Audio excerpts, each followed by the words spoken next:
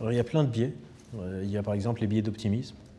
On pense que l'optimisme, c'est quelque chose qui est bien, mais dans certains contextes, ça devient un biais d'optimisme. Si vous prenez un optimiste au casino, c'est pas très bien d'être optimiste au casino. Parce que je vais me faire, je vais me ruiner, c'est un peu la même chose. De me dire, mais non, ça va bien se passer, alors que pas vraiment. Il y a des biais de temporalité. Je vous ai dit, si genre, je ne recycle pas, je n'ai pas un iceberg qui me tombe à la figure, je ne le vois pas.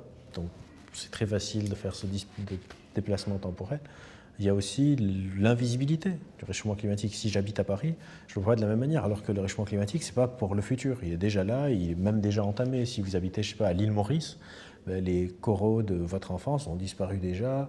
Encore une fois, on a perdu 50% de la biosphère. Si vous habitez à côté de milieux naturels, vous le voyez déjà. Mais le problème, c'est que la majorité de l'impact négatif sur les écosystèmes se fait en ville. Et en ville, c'est un peu invisibilisé. Si là, il y a à Paris 50% moins de pigeons, on ne va pas vraiment le remarquer.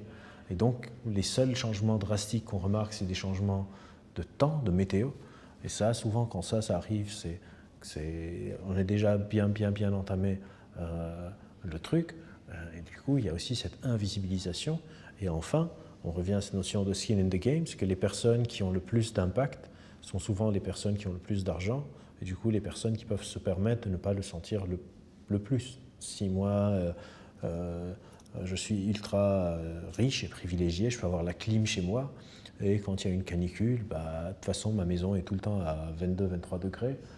Il suffit juste que je me dise je ne vais pas sortir, je vais regarder Netflix et nager dans ma piscine d'intérieur pour genre un peu m'en foutre du truc. Ou bien je prends mon jet privé et je vais ailleurs sur la planète et ça se passe relativement bien. Et donc il y a ce paradoxe des personnes qui prennent la plus grande partie de l'impact, ces personnes qui ont le moins de responsabilités. Il y a ce paradoxe inhérent que les personnes qui causent le plus de dégâts sont souvent celles qui sont le plus protégées de la conséquence de ces dégâts. Et ça, c'est un biais très compliqué à résoudre.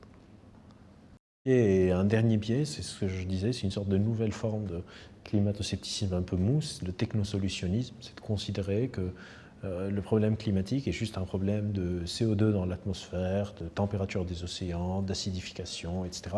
Et de ne pas prendre en compte le facteur humain, de se dire qu'il suffit juste de demain développer une sorte de technologie et bim, on va tout résoudre. Alors que si on développe une technologie, il faut déjà qu'on puisse la généraliser, il faut qu'elle soit acceptée, qu'elle ait une bonne pénétration dans le marché, etc.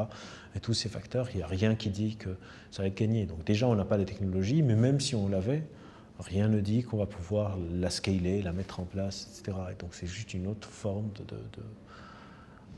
c'est une sorte de climato-scepticisme mou.